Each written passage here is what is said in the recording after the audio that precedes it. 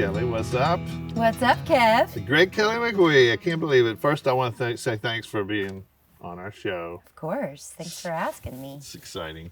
It's very exciting. Yes. I'm glad you could get through my manager and all the people there. I know. There's a lot of hoops to jump through with you. A lot of red tape. But it's worth it. Because you are the gold standard. Aw, good one. But, you know, just listening to the song and thinking about you and songwriting, I was wondering, like, at what point in your life did you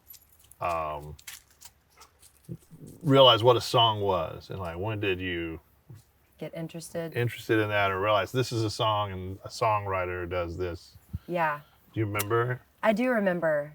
I would say it was Bonnie Raitt's Nick of Time that I really first started to pull the little thing out of the cassette case and open it up, you know, and see who wrote what song. Because you don't really, when you're younger, you don't really think about, you just think that whoever's singing it wrote it, or I don't know. I didn't really think about it until till Nick of Time. I fell so madly in love with her voice and all those songs.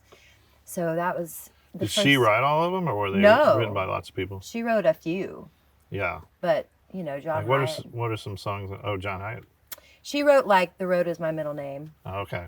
You know, she wrote kind of the ones, Oh, did she do the John Hyatt song, Thing Called Love? Love? Yeah, right. Yeah. Oh, yeah, that's great. It's great. Yeah, that's a great song. So that, I mean, I might have thought about it before that, but that was the first time when I really remember learning who the songwriter was. And, you know, you couldn't Google back then, so. No, you couldn't. No, you couldn't. So I didn't really know who John Hyatt was, for example. But, yeah. But he had already, I guess, put out Bring the Family, maybe. I didn't know about that stuff, though. Yeah, right. I grew up in Memphis, and, you know, I was just listening to the radio. Yeah.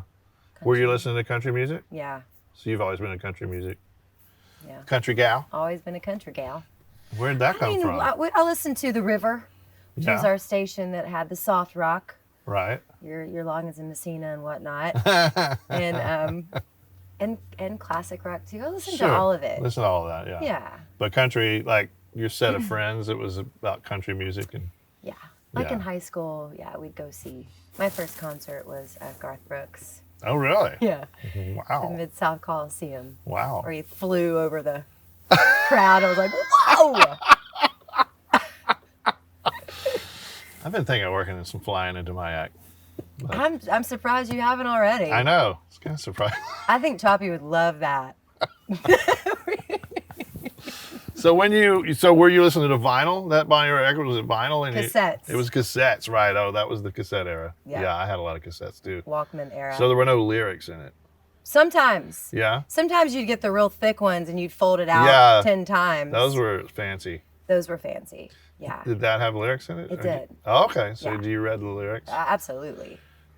So I remember when I would read lyrics out of records that I loved and songs, sometimes I'd be so disappointed in the lyrics by themselves. You know, like they seem like, I don't know how lyrics are on that record, but did you ever have that feeling like? I still have that feeling. It's the shocking. melody, this really needs a good melody or it's not going to be good. It's just amazing how songs come together like that. And because sometimes the words are really dumb and you're like, wow, this is terrible. But hell, it's a great song. Yeah. You know, just the other day I wrote this gold standard song with Owen Temple. You know Owen? Yeah. I write a lot with him. Okay. And we wrote a song a few years back that we just revisited the other day because neither one of us have been playing it. You know, and when you write a song and you don't play it, that's a sign that something's wrong. You need to probably revisit it. And the lyrics we love the lyrics. It's like this idea that if you could talk to yourself and 20 years ago, like it's like we really crafted each line and lyric, and we love what it says. We love the idea. But it just doesn't sound good as a song. Like we can't find a melody that is interesting. Right. Really, you know? Yeah. That's like the opposite of what we Yeah, no, it's a complicated process of songwriting. Yeah. For sure. So you left Memphis. You were writing. Did you? When did you start writing songs? Was it while you were in Memphis, or? No, I didn't start writing songs. I always feel like such an asshole when I tell this story. But I was in a duo, Jed and Kelley. We made a few records. Right, Jed and Kelley. He was the songwriter. Right. And then moved to Texas. And then the Trishas were formed. Wow, that quick. Well, it was about a year. Wow. After I didn't know it was that quick. Okay. Yeah, it was the tribute in Steamboat to Kevin Welch. Oh. And I'd been here about a year at that point. Wow. And so, still hadn't written a song. And when we made our first record, the other three girls had songs that they wrote. And I just pulled an old traditional standard song to add to the mix because I really didn't think I could write a song. So fast forward to a year later and we get signed to a publishing deal at Warner Chapel in Nashville. Oh. And I had to. Right. Because it was all or nothing. Right. It was all four of us. Yeah. So I basically got a publishing deal without ever writing one song. Amazing. Yes, that's amazing. Makes But me feel like such a, you know, well, I don't know what. but sometimes you need that push, you know, and it's like you didn't even think about writing a song. You had thought about writing a song, maybe you didn't think you could. I like kind of tried, you know. Yeah. I had a couple little pieces of things. Yeah. And I definitely had a lot of melodies in my head because that part's the easiest part for me is the melody part. Did Jed ever encourage you to write a song? Or? No. Yeah.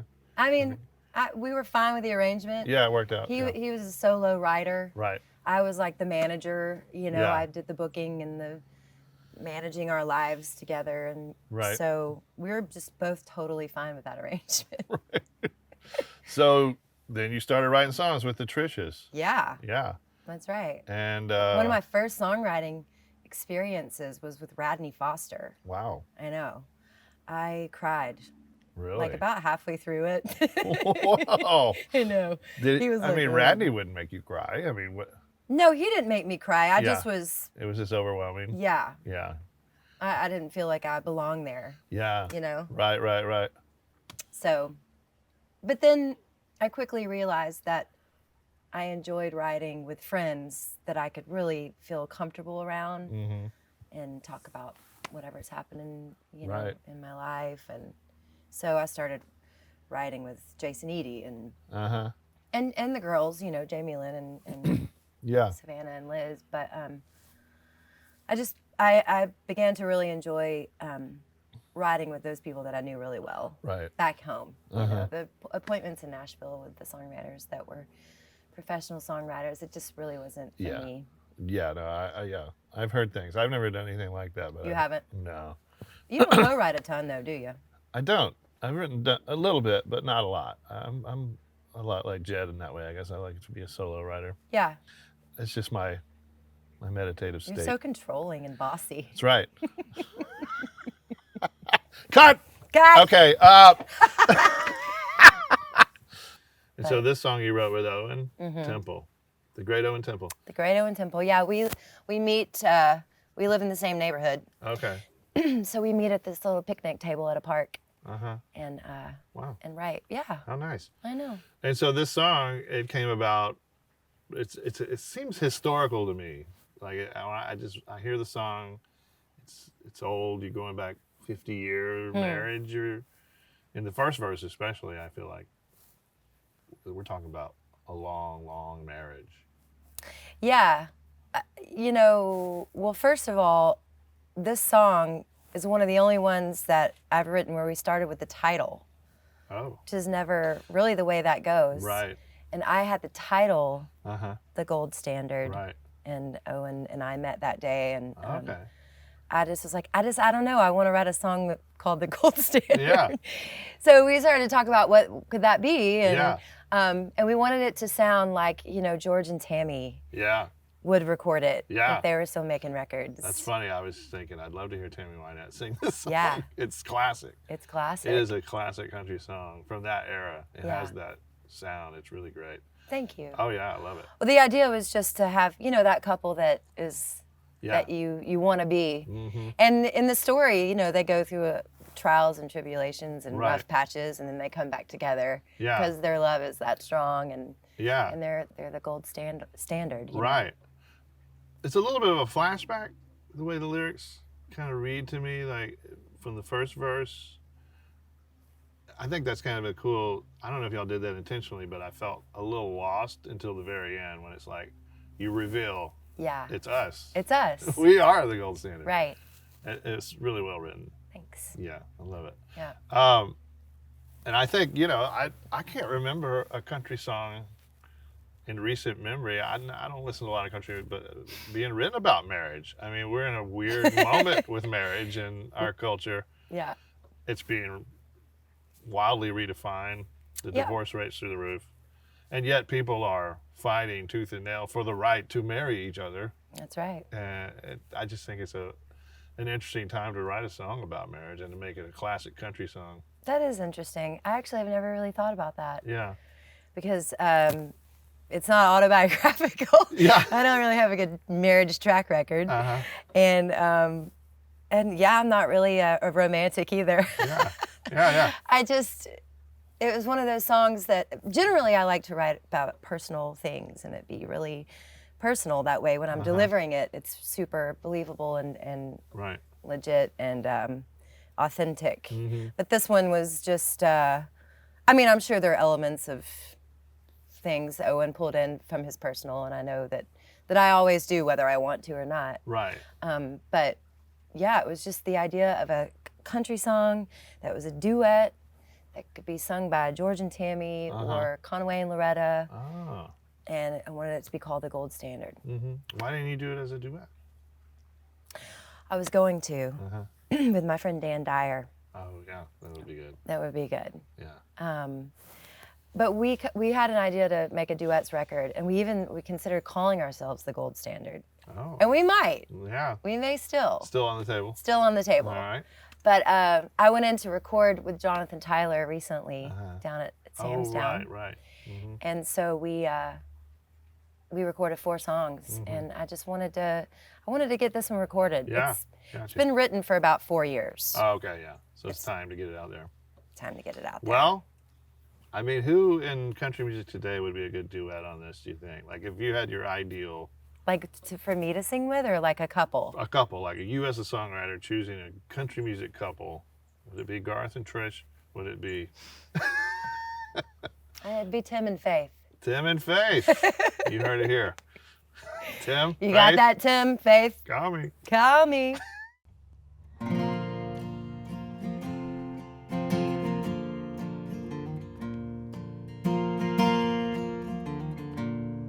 Golden bands on their hands in the picture. 50 years, smiles and tears, they're a fixture. In the town and on the street, every couple they meet says, look at them, her and him, the gold standard.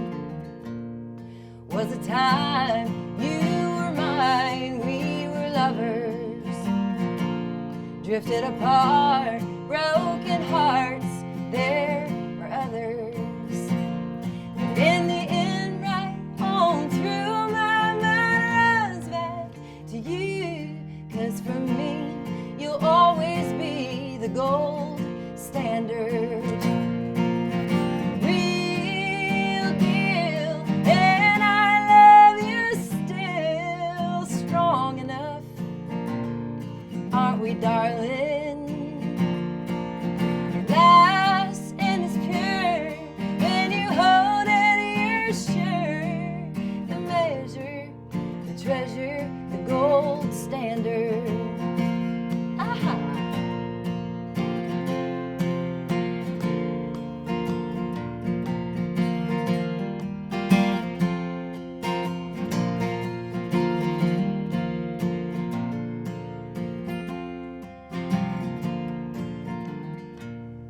Lost and found all around, we meandered.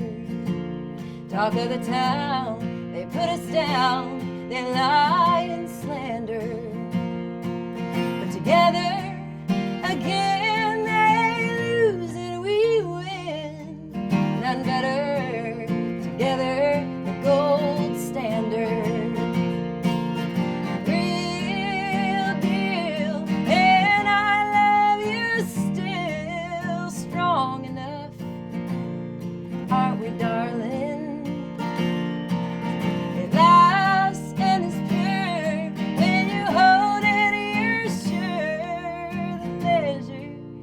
treasure, the gold standard.